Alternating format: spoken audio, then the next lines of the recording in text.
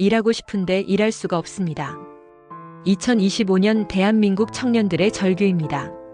취업 공고엔 신입 대신 경력 1년에서 3년이 기본입니다.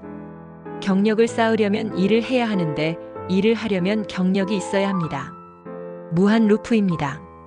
운전면허를 따려면 이미 운전을 잘해야 하는 상황입니다. 오늘은 경력을 쌓을 기회조차 사라진 청년들의 현실을 파헤쳐 보겠습니다. 청춘이라는 말이 사라진 자리. 한때 20대는 가능성의 다른 이름이었습니다. 푸른 싹이 돋는 봄처럼 실패해도 다시 일어날 수 있는 시기였죠.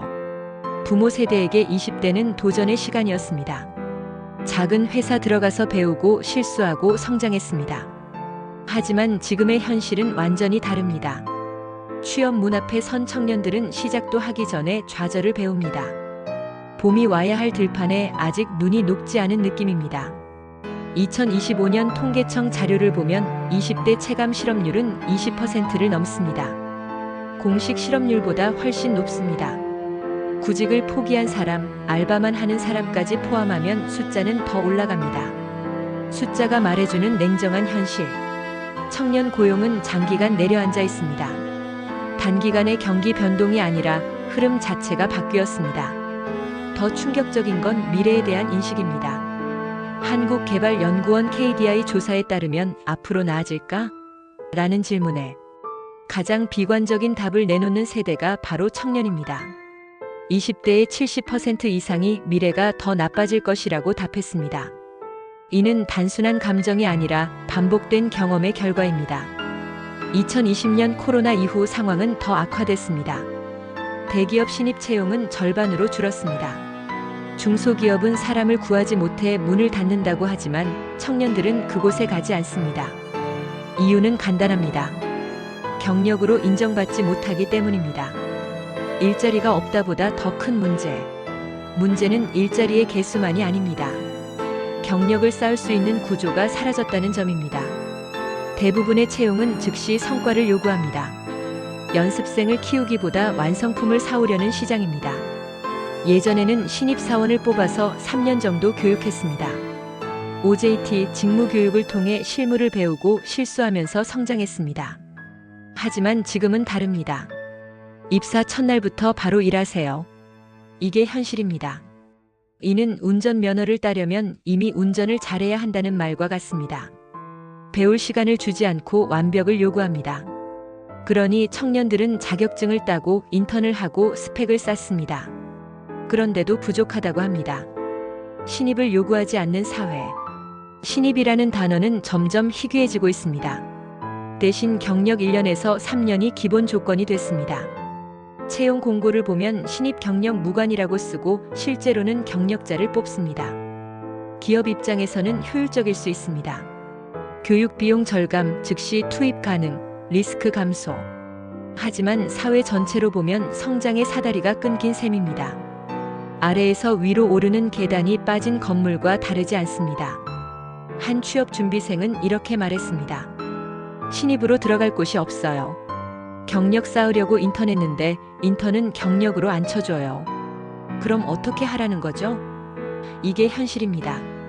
노력해도 보상되지 않는 구조. 청년들은 정말 열심히 합니다.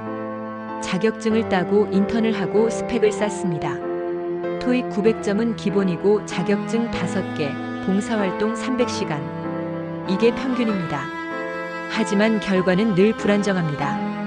문제는 개인의 성실함이 아니라 보상이 연결되지 않는 구조입니다. 아무리 페달을 밟아도 체인이 끊어진 자전거는 앞으로 나가지 않습니다. 노력과 결과 사이의 연결고리가 끊어진 겁니다. 우리 때는 안 그랬는데 라는 말을 듣습니다. 하지만 지금은 다릅니다. 부모 세대가 20대였을 때와 지금은 완전히 다른 세상입니다. 그때는 노력하면 됐지만 지금은 노력해도 안 될 수 있습니다. 불안은 삶 전반을 흔든다. 고용의 불안정은 단순히 월급의 문제가 아닙니다. 주거, 결혼, 출산, 자기개발까지 모든 선택을 지연시킵니다. 내일의 위치를 알 수 없는데 장기 계획을 세우기 어렵습니다. 언제 정규직 될까? 계약직 끝나면 어떡하지? 이 회사 망하면? 이런 불안이 24시간 따라다닙니다. 결혼? 직? 아이, 그건 꿈도 못 꿉니다. 당장 내년이 불안한데 10년 후를 어떻게 계획합니까? 지도 없이 장거리 여행을 떠나는 것과 같습니다. 방향도 모르고 언제 도착할지도 모릅니다. 이런 상태로 어떻게 미래를 설계합니까? 그래서 청년들은 모든 걸 미룹니다. 아니, 포기합니다. 청년들의 질문이 바뀌었다.